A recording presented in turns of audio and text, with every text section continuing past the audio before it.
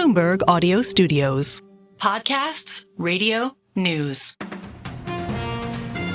This is the Bloomberg Daybreak Europe podcast, available every morning on Apple, Spotify or wherever you listen. It's Thursday the 30th of May in London. I'm Stephen Carroll. Coming up today, the mining giant BHP abandons its $49 billion bid for Anglo American after its smaller rival refuses further talks.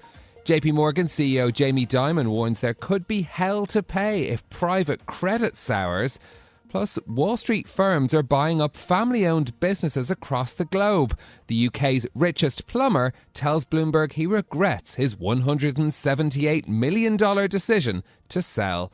Let's start with a roundup of our top stories. BHP has abandoned its $49 billion bid for Anglo American, ending hopes of the biggest mining deal in over a decade.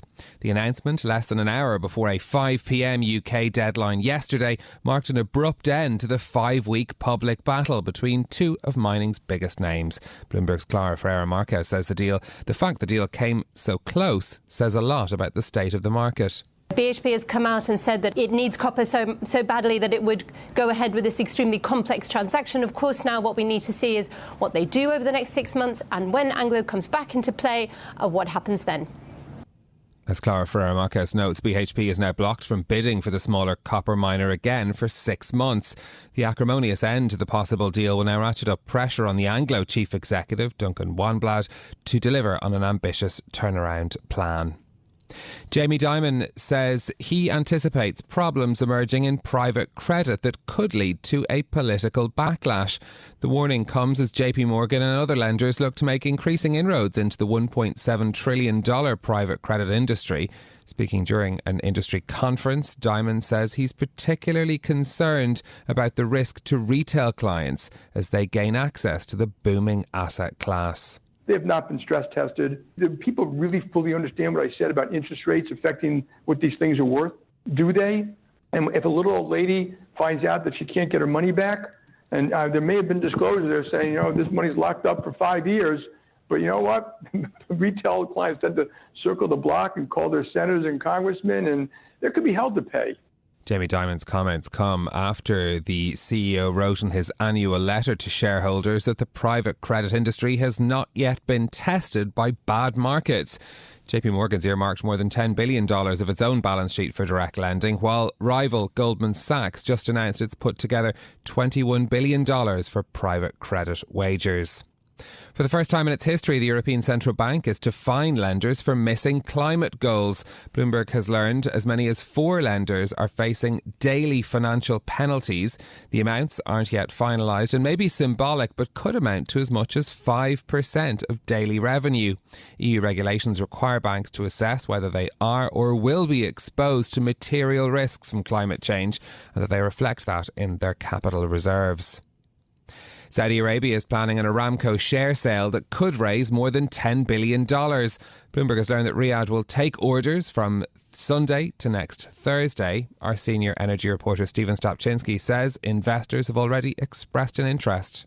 The initial offering a few years back for Aramco was $30 billion. So this is a smaller tranche. So far, interest has been from investors in the Middle East, Europe, but I do have to clarify that nothing has been decided yet. The exact timing and the size of it is still in flux, but what we're hearing is they're aiming for that 10 billion mark at least. Stephen Stapczynski adding that Aramco stock has dropped by about 11% since the start of the year when Bloomberg first reported the government's plans to offload a stake.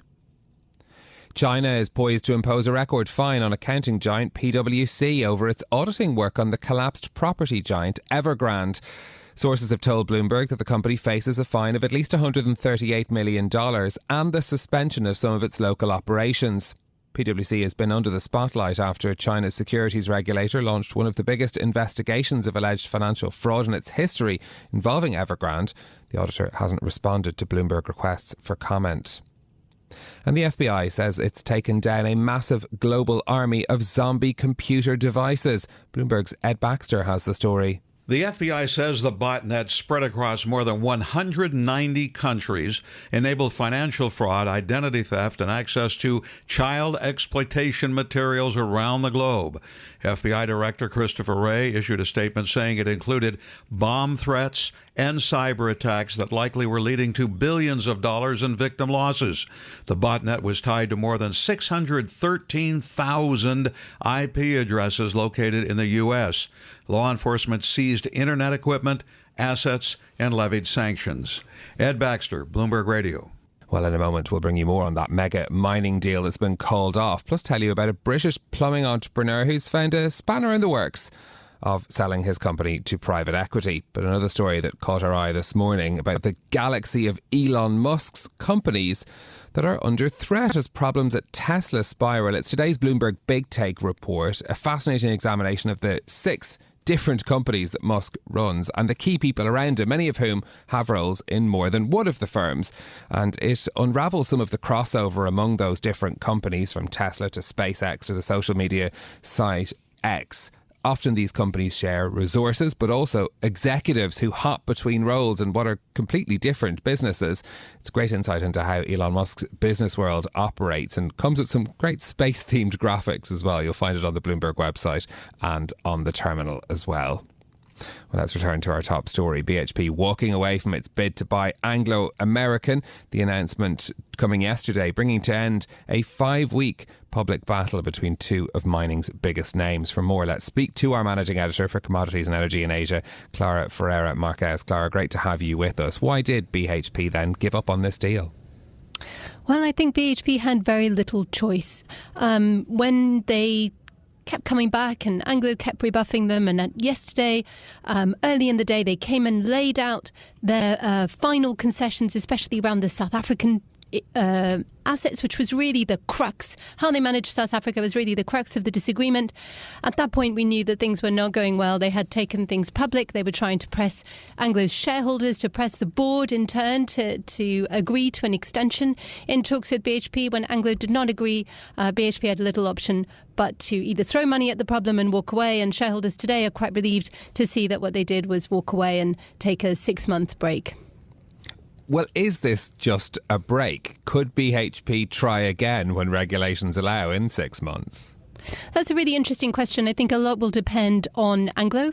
Anglo has its own self-help plan. So when BHP came up with this quite convoluted structure, which involves, asking Anglo to spin off its platinum and its South African iron ore business, and then BHP would take over the rest, what Anglo proposed was its own version of that, a similar simplification that would bring the group down to really focus on copper and iron ore.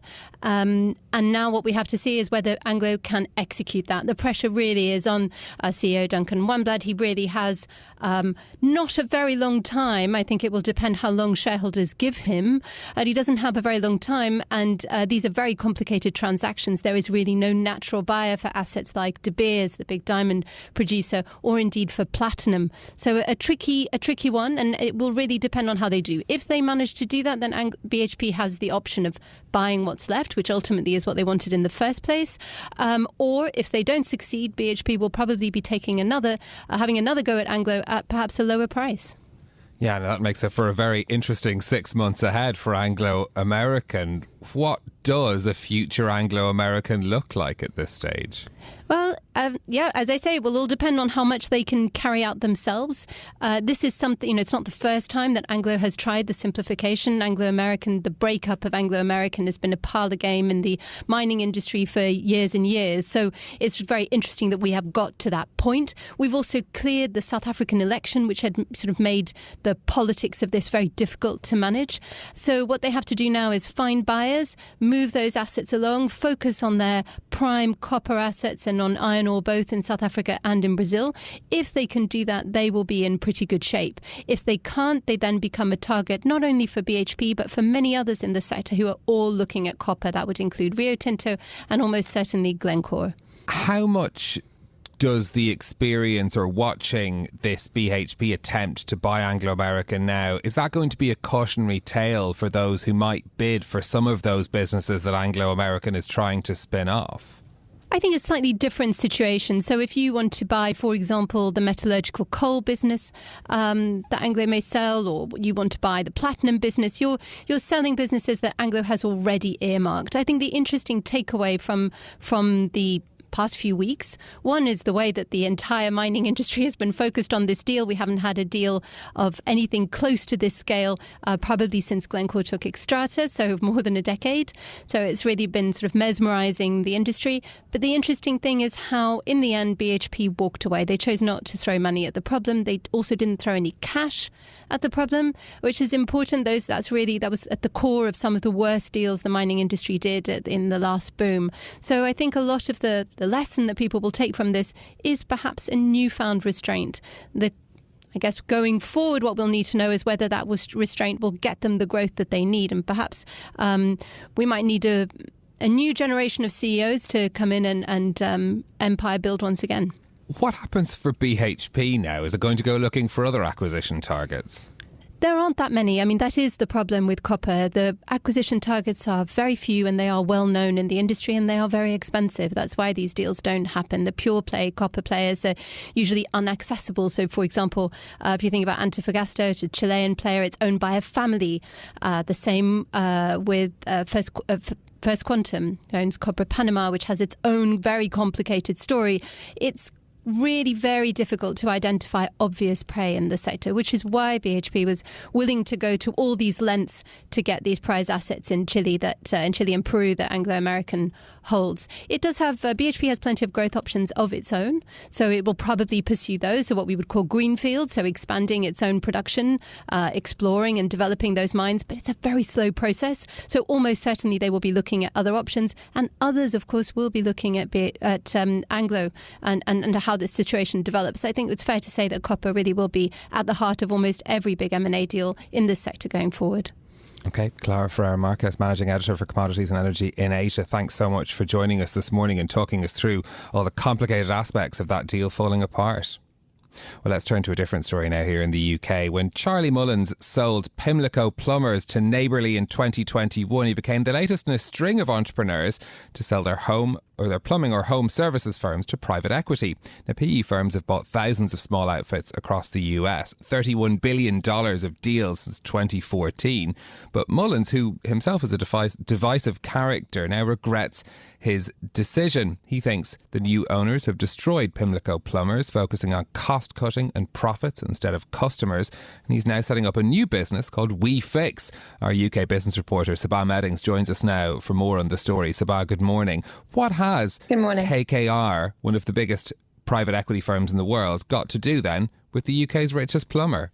Well, like you say, KKR, one of the world's biggest private equity firms, has been ploughing hundreds of millions into the plumbing industry in Neighbourly, which is sort of very familiar across the US on a corporate level, but known for owning lots of smaller plumbing brands across the US, has a UK presence. And in 2021 decided to buy Pimlico Plumbers, which has been founded by Charlie Mullins, who is quite the character 40 years ago. And he made £140 million selling out the business. And as you say, he's now turning around and saying perhaps it wasn't such a good idea.